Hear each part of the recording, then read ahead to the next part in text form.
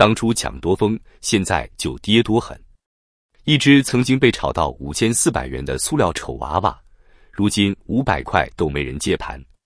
如果你還在問發生了什麼，那只能說明你錯過了這場中國式泡沫最標準也最諷刺的一次示範崩盤。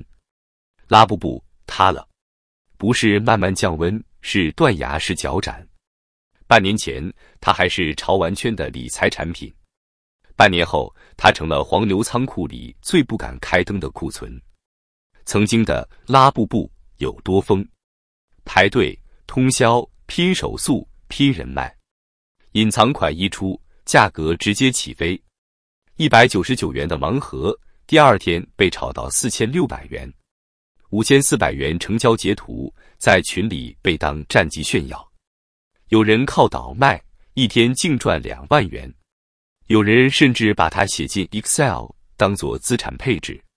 在那個階段，拉布布不是玩具，它是擊鼓傳花的籌碼。是只要接到就能賺錢的幻覺，但真正的問題從一開始就寫在劇本裡，它到底值不值這個價？沒有稀缺原材料，沒有複雜工藝，沒有不可複製的技術門檻，甚至連審美共識都談不上。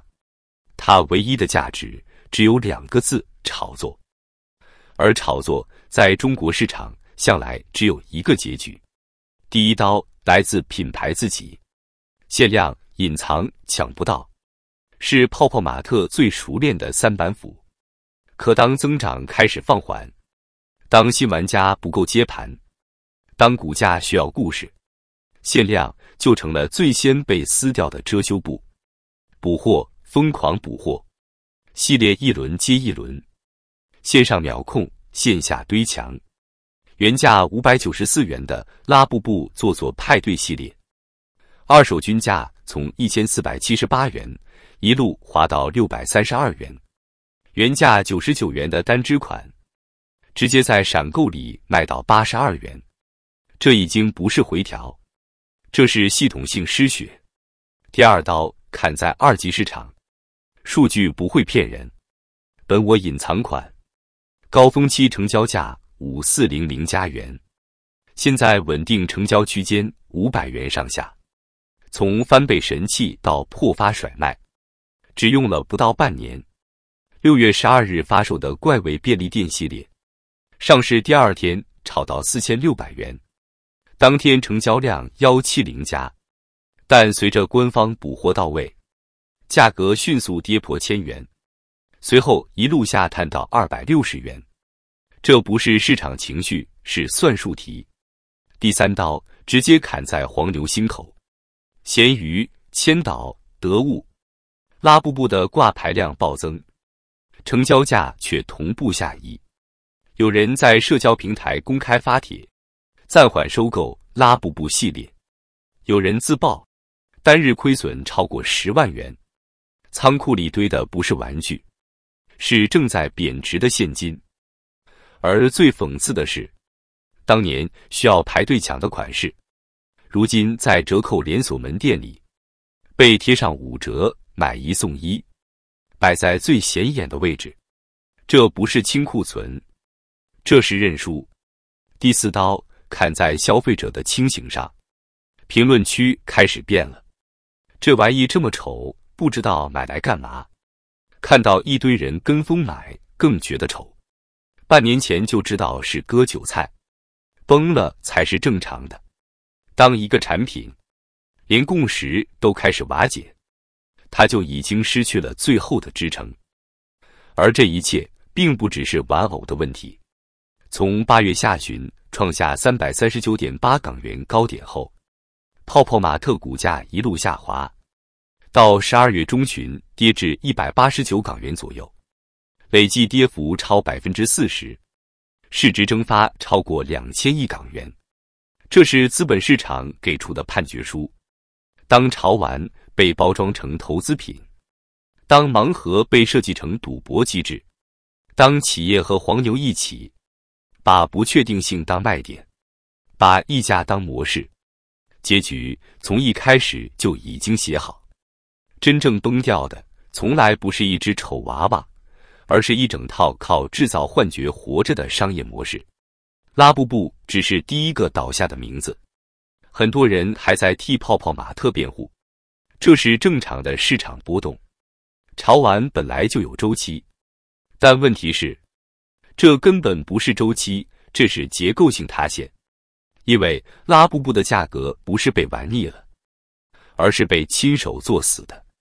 先看一個最殘酷的事實，拉布布的稀缺性是人為製造的，不是限量生產，而是限量發售，不是做不到，而是不一次性給你。這種玩法本質只有一個目的，製造搶不到，推高溢價，引誘投機。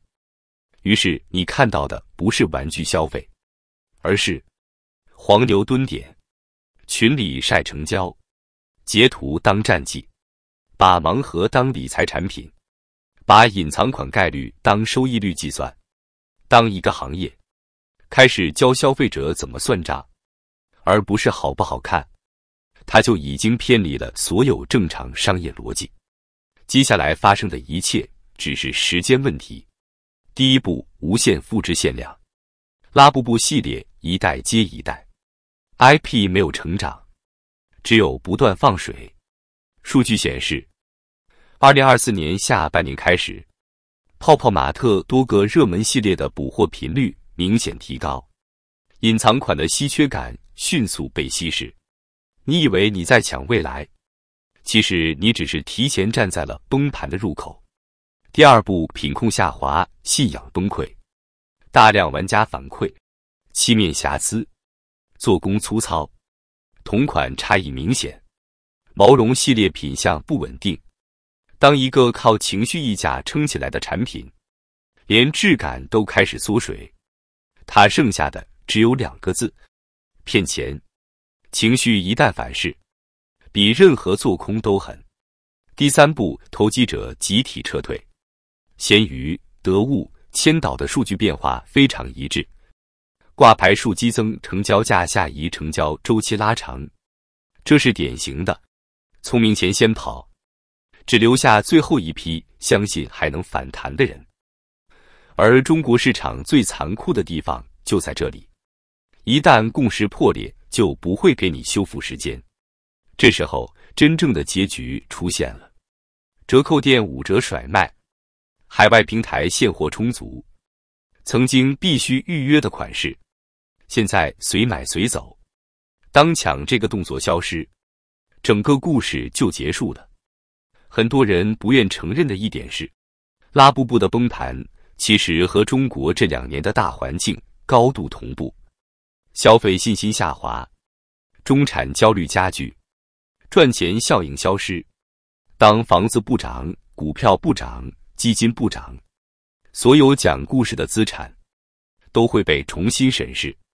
消費者不是沒錢了，而是不想再被當傻子。